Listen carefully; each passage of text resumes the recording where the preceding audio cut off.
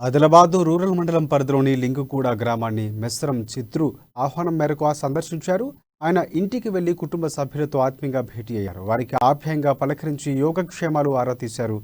అనంతరం లోహర గ్రామంలో పర్యటించారు. స్థానిక ఎంపీటీసీ మర్సకోల నీలాభాయ్ నివాసానికి వెళ్లి మర్యాదపూర్వకంగా కలిశారు. ఆయన వెంట గ్రామస్తులు మెస్రం చిత్రు దేవిదాస్తో పాటు బీజేపీ నాయకులు కార్యకర్తలు పాల్గొన్నారు. అటు గడప గడపకు బీజేపీ కార్యక్రమంలో భాగంగా కంది శ్రీనివాసరెడ్డి వాల్ పోస్టర్లను అతికించారు.